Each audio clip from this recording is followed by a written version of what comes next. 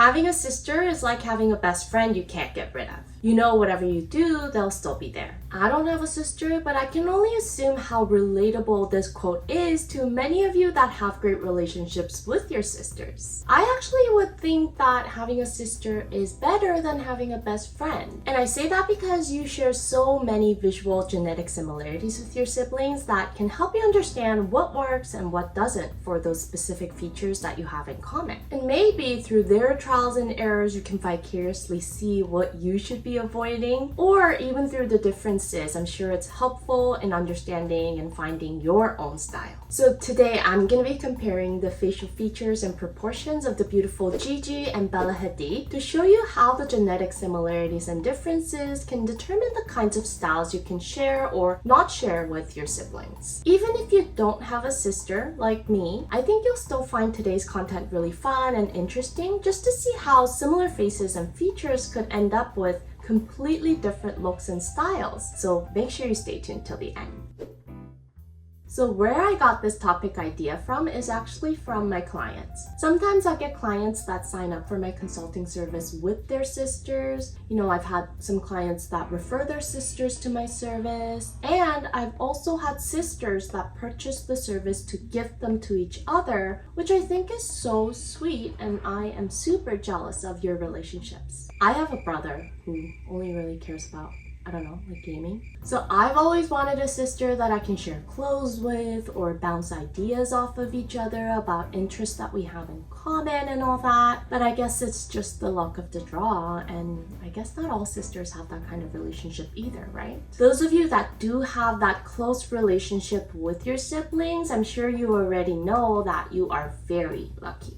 Alright, so let's get started with talking about the Hadid sisters. Both the sisters are obviously very gorgeous, but they give off quite different images in their looks. Bella has more of this sexiness to her, whereas Gigi has more of a cute and energetic image to her look. I'm gonna start with the easy part, which is the similarities. They have really similar eyes. They're a little bit different in color because Bella has these really pretty hazel specks in the center of her irises, whereas Gigi's eyes are more of an even color. But both the colors really pop, and shape and angle-wise, they're really similar. If we look at the close-ups of their eyes, it's kind of hard to tell whose eyes they are, right? They also have really similar lips. Gigi's lips are a little more downturned in the corners, but the overall thickness and shape-wise, the lips are also pretty similar. And proportions-wise, they also have some similarities. For both of them, the middle third is the longest section in their horizontal proportions. Now, when the middle third of the face is the longest section, it gives you a very elegant and sophisticated and kind of a calm and grounded image. But it can also give you a more mature look.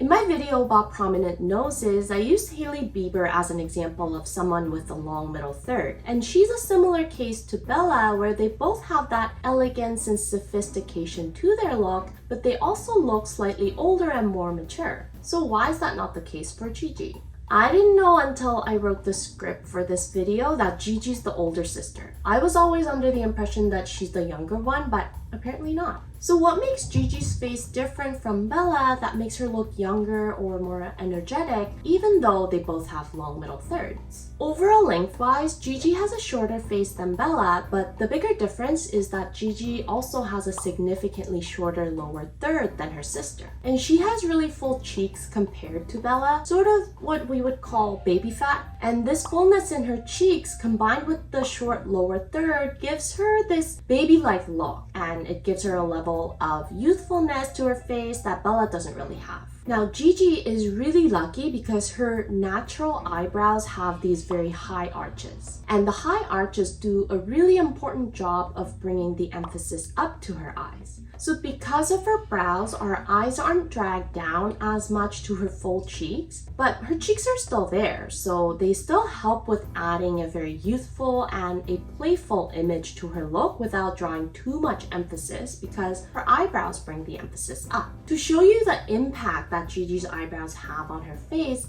here's a photo from the Versace Fall 2022 fashion show where her eyebrows were lightened and they're hardly visible. Even with this amount of black eyeshadow in her eye makeup, can you see how much more our eyes are drawn to her cheeks in the left photo than in the right? So for Gigi, her eyebrows have such a crucial role in her face in drawing the emphasis up to her eyes and away from her cheeks. So any styles that cover her brows really work against her.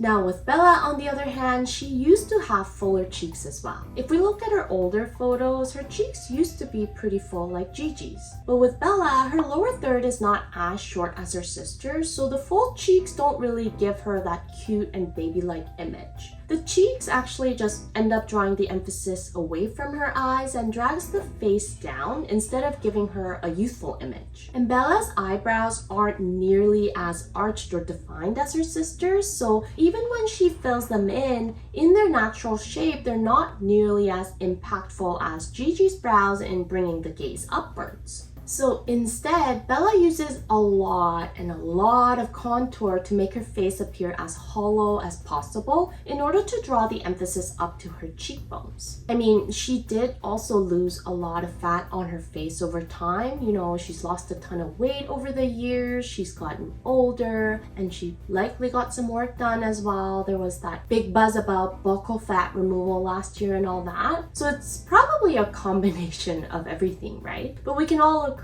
that she did lose a lot of facial fat over the years. And layering on heavy contour on top of that really makes her cheeks appear hollow, which emphasizes her cheekbones a lot, so her eyes are drawn up from her lower face more towards her eyes. Even in photos like these, it might look like she's not wearing that much makeup, but she's still wearing contour. I really didn't come across many photos of Bella where she's not wearing any contour other than in her younger photos. Even with her very natural look, she's always wearing contour. Since we're talking about heavy contouring today, I also decided to wear a bit of a heavier contour for my cheekbones than I normally wear. And compared to the K-drama actress look that I wore a couple of weeks ago, I'm sure you can see the difference in how much more my cheekbones appear prominent and how my face kind of appears hollower. So instead of using her eyebrows like her sister Gigi, Bella brings the emphasis up to her eyes by highlighting her cheekbones. For her eyebrows, she actually uses a straight line in an upward slope, and that also helps with drawing the emphasis up. But the straight shape in her brows also bring the emphasis across horizontally, and they kind of act as a way to visually shorten the face as well.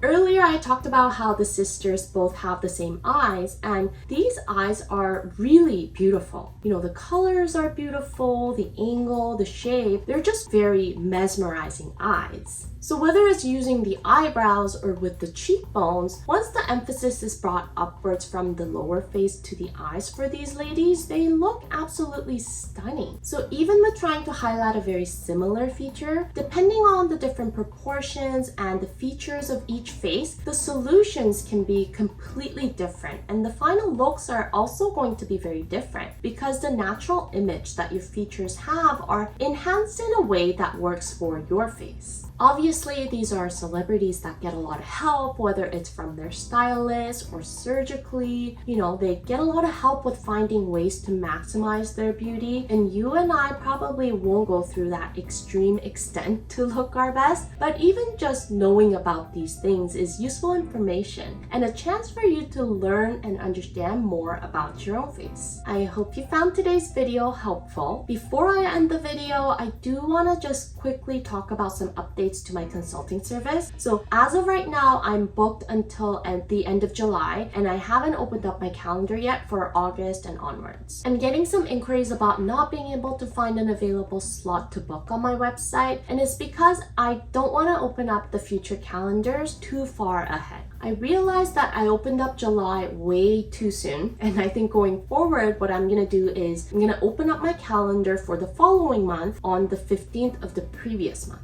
So starting with August bookings, I'm gonna open up my availability for August on July 15th, and then it'll be open until I'm fully booked for the month. And come August 15th, I'll open up my September calendar and so on. I will post this information in my community tab as well, but just FYI, I'll be opening up August bookings on July 15th at 10 a.m. Pacific Standard Time. So if you're interested in signing up, make sure to mark it in your calendars. All my love to every sister out there that supports each other, and I'll see you in my next video. Until then, stay unique and stay gorgeous.